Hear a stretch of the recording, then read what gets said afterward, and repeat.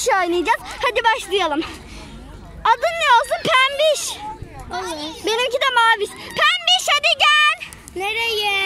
Nereye olacak? Yok İspanya'ya. Tabii ki arkadaşlarımıza gidiyoruz. Yürü. İyi de biz orman... Dur şurada bir tane şömine buldum. Şömine mi? Şömine. Oynat. İnanamıyorum. Şömine. Ah şömine yürüyor. İmdat. Şömine yürüyor. Allah. Arkadaşım iyi misin? İyiyim de burası niye böyle çamur gibi iğrenç? Ya bir de biz buradan geçiyoruz. Farkında mısın arkadaşım? Şömine hala yürüyor. Anne ben korkuyorum. Ya Şömine yürüyor. Böyle bir şey var mı dünyada? Yürü. O zaman şimdi Arkadaşım çok üşüyorum ben çok. şömineye geçelim. Şömine. Şömine yürüyor hala ya. Yürüyor. Durdu galiba. Ben buraya çıkıcı sanacağım. Yandı. Yandı. Kapattı. Oh be. Oh. Ay kafam acıdı ha. Senin kafan acısın zaten. Bizi buraya getirtirdin. Ağaç var. Hem de kocaman. Bence bu ağaca tırmanmayı düşünmüyorsun. Bilmiyorum. Benim 80 tonum galiba. Üşüdünüz mü? Şömine hala konuşuyor ve yürüyor. Bana bir şey oluyor. Ben galiba bayılacağım. Bayılma. Sen bize lazımsın. Buradan karıncalar geçiyor. Yürü. Normal zemine düz. Çıkmıyor. Ben çıktım. Buradan gel. Buradan. Kızlar üşüdünüz mü? Şömine konuşuyor.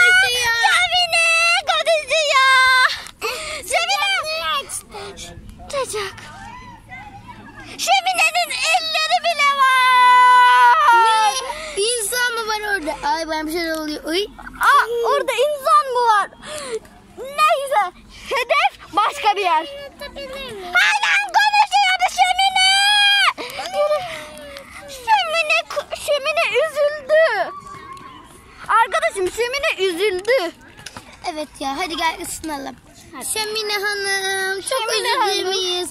Erkek misin kız mısın belli de değil ama neyse. Şu yüzden biz çok üstümüze doğru geliyor anneciğim. Yanıma. Bu ne biçim bir şömine?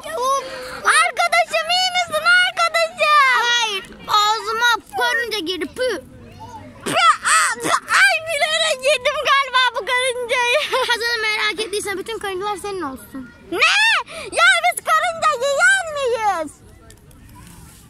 Yürü. Bu artık eve gidiyoruz. Nereden gideceğiz bu ormanda kaybolduk? Anneanne işte.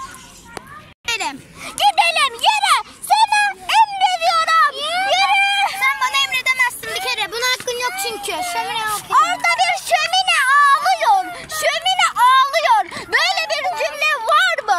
Şömine ağlıyor. Bence süper güçlerimizi kullanarak havaya doğru gidelim diyorum. Bence de. Süper güçler. Arkadaşım uçuyoruz. Şu tarafa doğru.